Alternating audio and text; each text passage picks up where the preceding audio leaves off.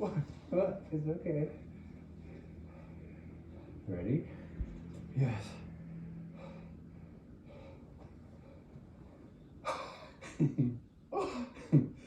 Oh.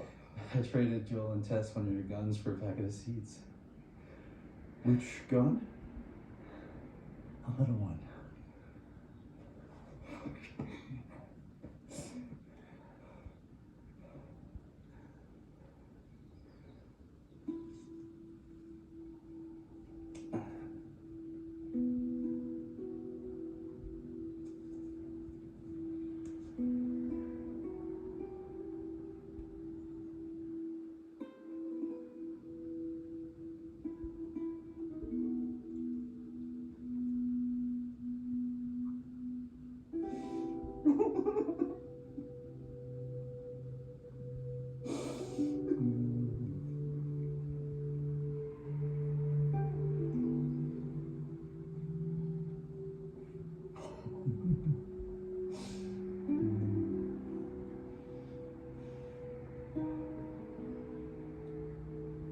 I'm sorry.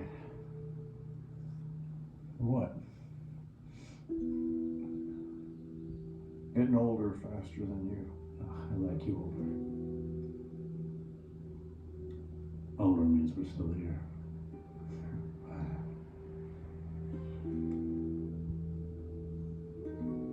What? I was never afraid before you showed up.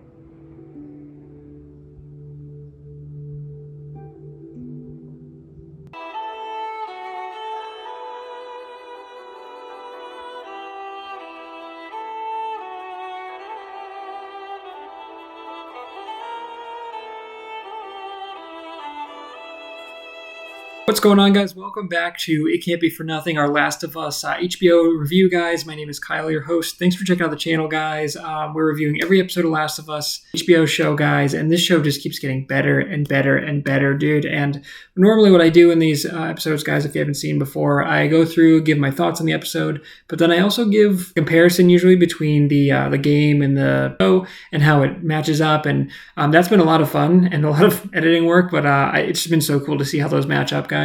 But for this one, there really wasn't anything directly from the game, with the exception of like maybe Ellie playing on the arcade, which was really, really cool. But this was more of just like a story in the world. And obviously we get to see Bill's town, and that's cool. But like it's a different Bill's town than what we get in the game. They obviously take a very different approach here. So I'm going to just kind of give my thoughts on this this masterpiece of an episode, guys, and kind of give a score, and that'll be it, guys. So let's go. Guys, episode 3. Like I said, guys, episode 1 of The Last of Us, I was so impressed at, how they were able to take the game and make this world and hit the big points when they're driving in the truck and all these different things, guys. I'm not going to recap everything, but I thought episode 1 was very good. I thought episode 2 was great, and I gave episode 2, I think, a 9.8, guys.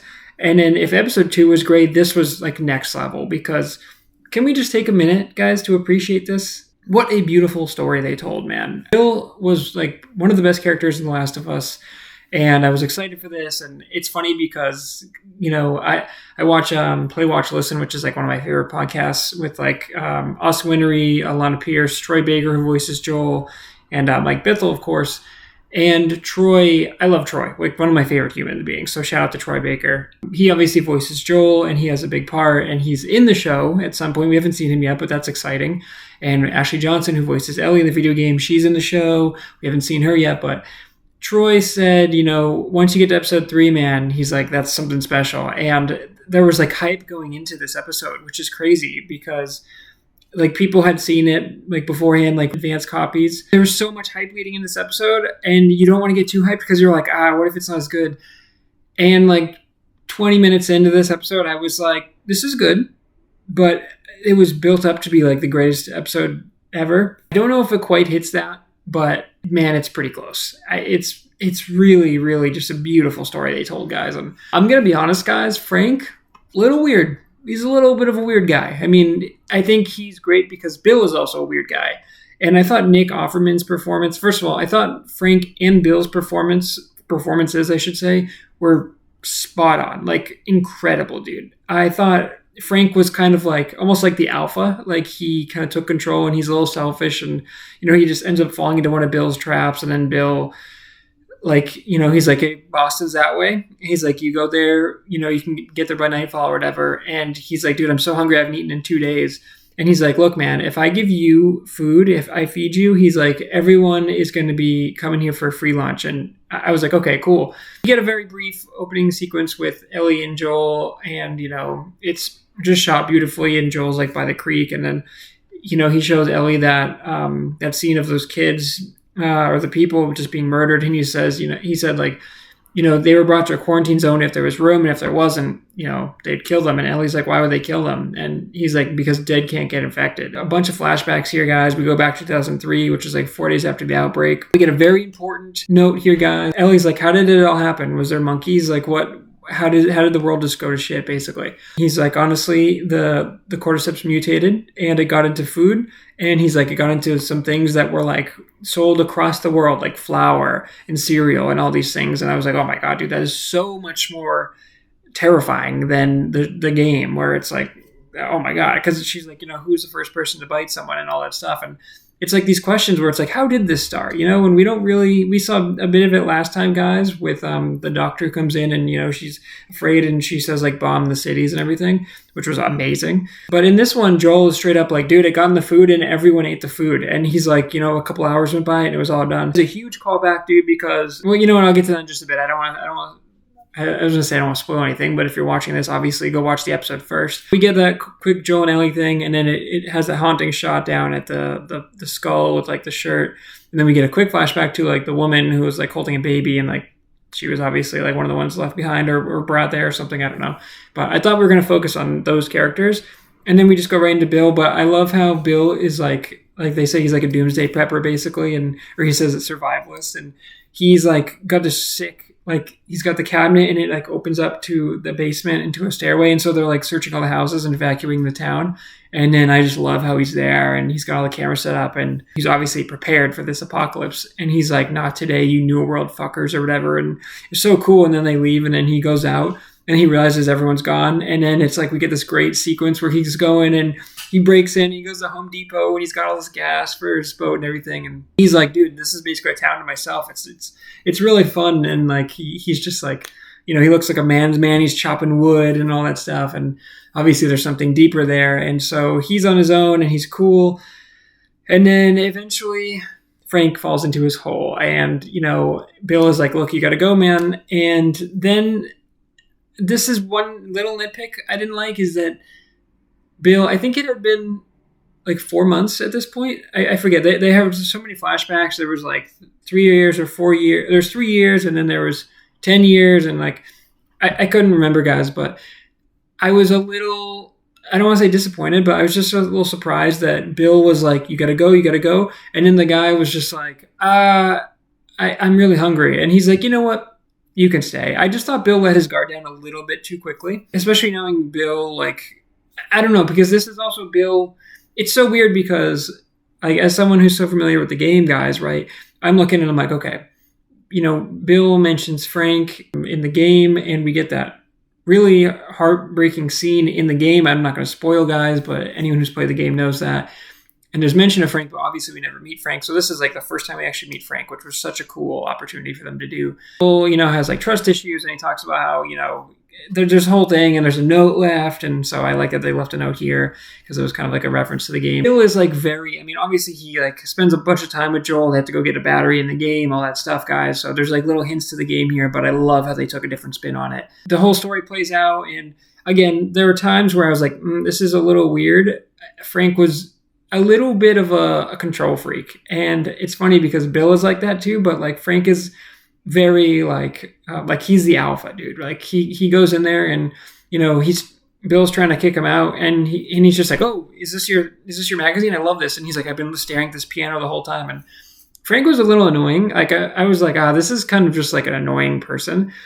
But Bill clearly liked him a little bit, and hard because the Bill in the game was such like a foul mouth, but he was like so aggressive. And I love that this Bill is different. But man, Nick Offerman is, talk about perfect casting. And I thought the guy who played Frank too was amazing. Like, I thought they were just both so good. And I warmed up to Frank eventually. Like, I was like, this is kind of weird. And, you know, they have this, like, these like nice intimate scenes and it's really sweet. And I just thought Nick Offerman's acting was, I mean, again, they were both great, but I thought Nick Offerman was like a level above, where I've never seen Nick Offerman act like that, dude, where, you know, they're in bed and he's talking about, Frank's like, oh, I'm not a whore. And he's like, have you ever done this before? And just the way Nick Offerman is like so nervous. And he says, with a girl a long time, he's like so nervous. He's like a kid going through puberty. And it was just so incredibly well acted that I couldn't believe it. And then like this scene behind me, dude, where, you know, we get to see them grow old. And it's the inclusion of Joel and Tess. I thought it was a little weird because we got to see Tess like the night, like it was like a little like, hey, remember when Tess died last episode? Here's a quick little like scene. I didn't really need them, Joel and Tess. I didn't need them to be connected. When Bill was like, oh, we're gonna have friends or whatever, I would have liked to just be like random people, and then those people died or something, and then they mourn them. But like Joel and Tess come out, and like it's kind of supposed to show that like, oh, you know, remember Joel and Tess like were friends with Bill, and it's like, but not really. And, you know, even Bill says like, I never really liked you and stuff, but Joel tells him like, dude, you know, you can come to the quarantine zone, like we can take care of you. And he's like sewing the fences, and he's like, that's corroding already. He's like, I can get you a lifetime supply. And he's like, we'll be okay. And Joel's like, look, he's like, you're in a good area. He's like, Fedra's not gonna bother you. He's like, the infected are gonna stay away. But he's like, you know who will not stay away are raiders. He's like, they will come at night. He's like, they will come armed and they will come quietly. And Bill's like, we'll be okay.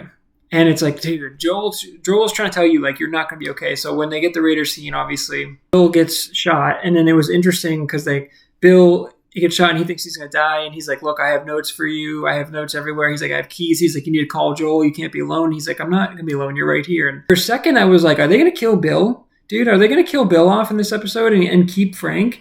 And I was like, oh, that would be interesting. And then, like, is Frank going to interact with Joel and all that stuff? And because it's differentiated between the show, like, anything was on the table, was literally on the table there. Bill survives it, and then, like, they cut immediately. And then, like, Frank's the one in the wheelchair, and he's probably got some sort of disease, like ALS or something. And like, oh, there was no cure for this before the world fell apart. He's like, who's going to come? Between that, sorry, I'm kind of jumping around, guys, but between that, we get this amazing scene where he's like, hey, I traded one of your guns for strawberry seeds. He's like, which one? And he's like, one of the small ones. And just so many beautiful moments between them. And I really I love how you saw their relationship develop and grow. And it's crazy because they spent like 15 years in there, and you know they're fighting about how like they've got to, you know, shine up the boutique shop down the street or whatever. And Bill's like, no, it's about resource management. And he's like, if you tell me resource management one more time, he's like, I'm going to purposely walk through one of your tripwires. And I thought that was really cute and nice, and I just loved their dynamic, and it was just really loving and sweet. And again, both actors were just really, really good. And I think it really worked because Nick Offerman was so good at playing that weird kind of like socially awkward Bill, and then Frank was also kind of socially awkward, but like a little more aggressive. And there's just a lot to unpack there. And the scene where he's like, this is my last day. I was like, oh man, dude, like. And then I thought about, you know, what happened in the game. And again, I'm not going to spoil the game in case you guys haven't played that. But I was like, I kind of knew it was coming. But for him to be like, hey, this is what's going to happen. He's like, you're going to crush up these pills. We're going to go out on the town. He's like, you know, we're going to go down to the boutique shop. We're going to dress up. We're going to get married, which I don't think they showed, which was kind of weird because like I thought they would make a whole thing of it, or maybe it was implied that they got married. I don't know. Nick Offerman, man, he's sitting on the couch and he's just crying his eyes out. And it's like, man, it's so good. It was a little weird when he was like, oh, you love me, don't you? And Nick Offerman's like sobbing, and he's like, well, then love me the way I want you to love me, or something like that. It was a little like, okay, Frank is kind of a little bit of a bossy guy there. Like, I don't know, but it was a sweet sentiment. And he basically was like, I want to go out on my own terms. And, you know, he's got all these pills. Where they got those pills, I don't know. Maybe he just had them. But I'm going to crush these up. You're going to put them in my wine. And he's like, I'm going to fall asleep in your arms. And I thought he was going to say something like, I never wake up or something. But basically, he's trying to be like, this is my last day. Let's make it beautiful. And he's like, you know, I'm going to die from this disease anyway. And he's like, let's just go out on our own terms. But it's not even like going on our own terms. It's like Frank wants to commit suicide, but he wants to do it his way. And it's assisted suicide, really, because he wants Bill to do it. And it's like to ask that of Bill, and Bill is like, he's so sad. And, you know, it's just crazy, dude. And it's obviously a hugely, emotional and powerful subject, and just I applaud HBO and The Last of Us and Neil Druckmann for taking that path, because man, it's crazy. I think what happened, guys, and I'm a little disappointed we didn't get the shot when it cut back to the window a little bit like Last of Us and kind of Last of Us 2. I thought it was going to keep panning back and we would see what happened. But they leave the note and they say, we opened the window so the house wouldn't smell, but he's like, it's a ghastly sight or whatever. I'm pretty sure it's assumed that they're both dead. I think what happened, so when Bill came out and he took out the bag that was already crushed up, because he didn't crush it up in front of Frank, he takes out the bag, and I immediately was like, guys, do you remember when Joel told Ellie earlier that it got in the flour, and the flour is what made them turn? Nobody knew it, dude. I was like, that's flour, dude. And Bill's gonna accidentally he's gonna like pretend to be like, oh, here's your pills, and he like pours it, and it's just like flour, and he like is like, oh, he thinks that I poisoned him or whatever. But I was like, oh, Bill's gonna accidentally turn Frank, and then Frank is gonna kill Bill in the middle of the night because he, turned and then bit Bill, and then they're both going to be infected. And I think that's implied, but I don't know. That's how I interpret it. So I think that Bill innocently, or maybe he knew. See, I don't know, man. Did he know about the flour thing? And he was like, no, because he wouldn't intentionally turn him. I'm sorry, I'm kind of thinking out loud here, but I think what Bill did was like, because he was like, oh man, I would be upset with you right now, but he's like, that's incredibly romantic, and he's like, take me to bed. And so he knows that he didn't crush the pills up, right? Because he chugs it, and then Bill drinks it, and then he's like, what's going on? Because he's like, is that going to be enough? And he just goes, mm-hmm. And it's like, oh, dude, that line alone. I think he put flour in there, and I think Frank turned and bit him, and I think they were both infected. And I'm surprised we didn't get a hint of that, but I also like that they kind of left it up to interpretation. So I don't know. I was really surprised we didn't get a final shot of that room or whatever. But I also, again, now I'm talking about it. So when they're both old, and I was just like sitting there, and this is like an hour and 20-minute episode, and I'm like, what a beautiful, beautiful thing I just watched, dude. We meet them, some like a delicious steak and everything, and he's like, oh my god, this is so good. Didn't really wasn't really sold on their relationship, and then like I thought they like jumped into bed like way too quickly. But it was clearly like Frank being the alpha, being the dominant. And then like kind of Bill just kind of like doing his own thing. And I like how he was like, I'm not usually like this or whatever. And Frank's like, yeah, you are. Or he's like, there is no girl. And he's like, I know. And it was a beautiful moment. And they kissed at the piano and all that stuff, guys. But yeah, man, it was beautiful. This one is a 10 out of 10. I think it's a masterpiece. I think it's a fantastic episode. All that. And then so Joel and Ellie go, and then he gets the truck at the end, and it's really sad. We get the mention of Tess too, where Ellie's reading it, and I love how she does the Bill laugh, where she's like, hey, hey, hey, hey, and that was really good. I thought Bella Ramsey was amazing too. I think she's getting better and better as Ellie as it goes on, so I was really, really into it. And she stops it says keep, and then it says Tess safe, and she stops reading it. The whole part where he builds his own battery, which I guess Joel knows how to do, and then he puts it in the truck there, because like Bill didn't put the battery in the truck, which was kind of weird, but then he had all the ingredients in the fridge. So I don't know if he like just probably knew Joel would get that. But the scene where Ellie and Joel get in the car at the end, dude, amazing scene, dude. It's like your first time in a car, and she's like, yeah, it's like a spaceship. And he's like, seatbelt. And then he looks over, and she's like, what are you talking about? And it's like, there's a nice moment where he's probably told Sarah like seatbelt so many times as his dad. So cute when he like goes over and like buckles it for her, and she's like, oh my God, this is so cool. And it's just, she's like checking everything, dude. It's just awesome. And I just love how at the beginning of the episode, she's like, oh, I've never been in the woods, more bugs than I thought. It's just nice because Joel and Ellie are finally starting to get along a little bit. This is a Joel and Ellie story, but what a detour we took, guys. And what a beautiful, beautiful 90-ish minutes of television. Yeah, a 10 out of 10, a masterpiece. Emotional damage. Beautiful. All right, guys, that's another episode of It Can't Be For Nothing. This one, again, we didn't really have any scenes from the game to the show. There were very little things. I mentioned briefly, guys, the arcade that Ellie plays was awesome. And she's like, and she's talking about it. And cool scene where Ellie goes down in the basement and she finds the clicker, who looked really cool. And Ellie, guys, I will say, she's a little obsessed with the clicker. In the game, she was like kind of into it too, but like this Ellie's a little tap, dude, where she like takes the knife and she cuts slowly above the infected's head, and she's like kind of studying it, and it's just like looking at her, and I thought that was so well done, and it was creepy in the way it moved, but then like it was clearly like not gonna hurt her. And then she just stabs it. Like it's like she's fascinated, but she knows like, you know, not to be in danger. So I thought that was great. But yeah, guys, amazing episode. This show is really blowing me away. It's getting better and better every week, and it was a really strong pilot, a great episode 2, and then I think a masterpiece for this one. I'm just blown away at how good this show is, how good this particular adaptation, how they took The Last of Us, which was so good, and they're expanding on it, but they're making little changes, but they're staying faithful too, and they're giving you the big moments and the big lines, and it feels authentic. But then they're like, oh, you know what? Because they didn't show it on screen, maybe Bill is off screen. He's going to come back in at some point. Maybe, you know, there's that scene in the game where he literally saves Joel when he's hanging upside down. So maybe Bill comes back then. You know what, dude? That might be what happens, because I think Frank probably turned in the bed, and maybe Bill was so heartbroken he left him there, and then Frank's infected body, he probably killed Frank. Frank's body is probably, and now that I think about it, guys, in the bedroom, and then Bill probably left the town because of the memories in the bed. Sorry, I didn't realize that until just now. So I bet we see Bill again. It would be a real tragedy if we only got one episode of Nick Offerman as Bill, because I thought it was so perfect. And now that we see him and Frank, I think we will see Bill again, and I think we'll see him much angrier and aggressive and closer to the video game. Well, I didn't even think about that till just now, but that's really interesting that we didn't see them on camera. I think it would have been beautiful if they both died in the bed, or like, you know, a cut to him and he was like holding him in his arms, and then like maybe he killed himself too or something. I don't know. Now that I think about it, it's more likely that we see Bill again come back and save Joel, probably when Joel's hanging upside down and stuff, because that would be cool to reiterate.